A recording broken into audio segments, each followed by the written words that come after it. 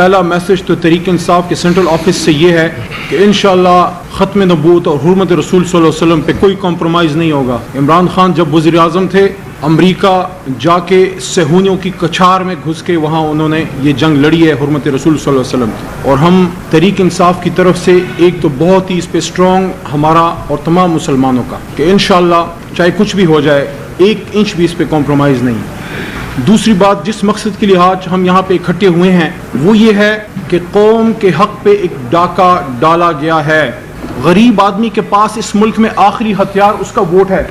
जब उसका, मैं चूँकि सियासी कारकुन हूँ, तीसरी बार अल्लाह के हुक्म से इमरान खान साहब की बरकत से तहरीक इंसाफ की वजह से मैं इस ऐवान में पहुंचा हूँ, मुझे इसका तजर्बा है। जब आपके इलाके का कोई शख्स नाराज होता है तो वो दाढ़ी पे हाथ फेर के कहता है कि इलेक्शन में देखेंगे। ये गरीब आदमी का एक थ्रेट परसेप्शन है कि मैं अपने वोट से अपना मुल्क ठीक करूंगा। अगर ये इख्तियार भी हमने गरीब आदमी से छीन लिया कि 5 साल बाद वो अपने मुल्क का फैसला भी ना कर सके और उसकी मर्जी के बगैर कुछ और लोगों को उनके ऊपर वॉइस रॉय के तौर पे बिठा दिया जाए, तो ये वॉइस रॉय तो 47 से पहले भी आ रहे थे। हमारी लड़ाई क्या है? हमारी लड़ाई किसी शख्सियत या किसी इदारे से नहीं, हमारी लड़ाई उस सोच से है कि 47 में जब बाबाए कौम ने पाकिस्तान को आजाद किया तो उन्होंने उस ताबूत पे आखिरी कील ठोक दी कि मुसलमानान हिंद पहले और अब पाकिस्तान जाहिर है, क्योंकि अब मुल्क पाकिस्तान बन चुका था। हमारे फैसले लंदन में नहीं होंगे। इस मकसद के लिए इमरान खान साहब और हम सब जब हम तहरीक इंसाफ में आए हैं, हमारी जिदोजहद ये है कि लंदन की गुलामी से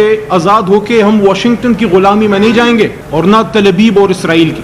क्यों ऐसा किया गया कि अवाम के हक पे डाका डाला गया?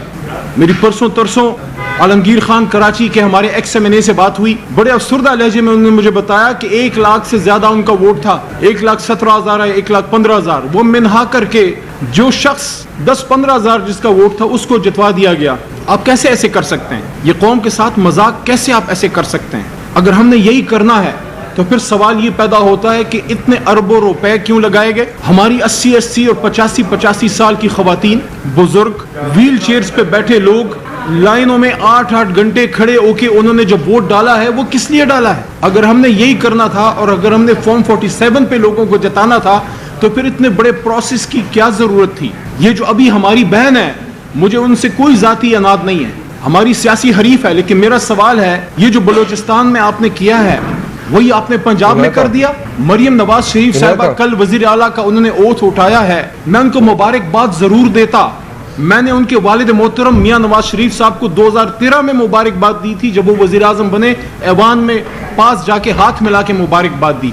लेकिन मरियम बीबी को क्यों नहीं दी? उसकी वजह यह है कि पहले आप उस सीट तो जीते जिस पे आपने MPA बनना है। आप तो मेयर शराफत से हार चुकी हैं। मियाँ साहब आप तो सिर्फ मानसेरा में नहीं हारे, मियाँ साहब आप तो लाहौर में हार चुके हैं। हमजा साहब आप तो अपना लाहौर हार चुके हैं। आपके बड़े बड़े सूरमा अपने अपने सीटें हार गए, कुछ को बचा लिया गया, कुछ को ना बचाया जा सका। ये भी मियाँ साहब चेक करें, अपनी मंजी तले डांग फेरें कि शहबाज साहब, मियाँ साहब आपकी जमात के अंदर से कुछ लोगों को जिताया गया, मियाँ साहब आपके कुछ लोग हार गए जिन्हें हारना था क्योंकि वहां से हम जीत चुके थे। शहबाज साहब के कुछ लोगों को जिता दिया गया। ये क्यों किया गया? ये क्या खेल है? खैबर पख्तूनख्वा में सिर्फ बलूचिस्तान की कहानी तो नहीं है। खैबर पख्तूनख्वा में हम पूरा खैबर पख्तूनख्वा जीतते हैं। पेशावर वैली में कुछ लोगों को हरवा दिया गया, तैमूर खान झगड़ा को हरवा दिया गया, बंगश को हरवा दिया गया। क्यों हरवाया गया? क्या हमारे अवाम ये करेंगे कि पहले कंपेन करें, फिर सुबह से शाम तक वो वोट डालें और फिर अगली सुबह तक वो RO ऑफिस को गार्ड करें?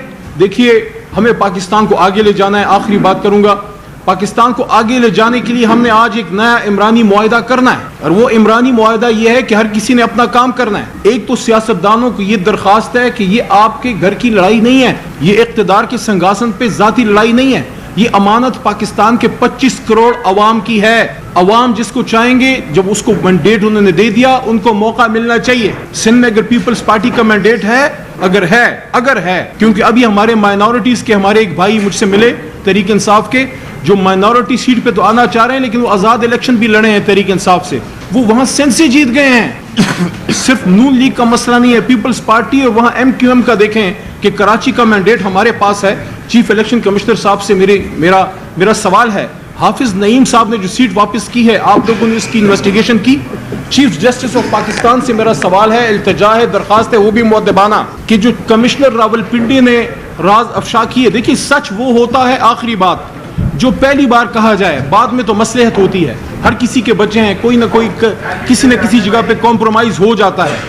तो अगर हमने पाकिस्तान में जमहूरियत को बचाना है तो मैंडेट जिसका है उसका मैंडेट उसको दीजिए, हुकूमत उनको बनाने दीजिए। तहरीक इंसाफ इलेक्शन जीत चुकी है, 86 हमारी मरकज में अभी हैं, 107 पंजाब में हैं, 90 हमारी पश्तूनख्वा में हैं, 9 के 9 हमारी इस वक्त सिंध में हैं और 1 सीट हमें जो है बलोचिस्तान से। बावजूद तमाम रिगिंग के कौम ने निकल के लीडर हमारा जेल में डाल दिया, निशान हमारा छीन लिया, लोगों पे पर्चे काट दिए। बावजूद तकलीफ के लोग निकले और बहुत से लोग कैंपेन तक नहीं कर सके। हमारे मर्दान में आतिफ खान साहब कैंपेन नहीं कर सके, जनरल सेक्रेटरी उमर अयूब खान साहब कैंपेन नहीं कर सके, उसके बावजूद कौम ने निकल के उनको जताया।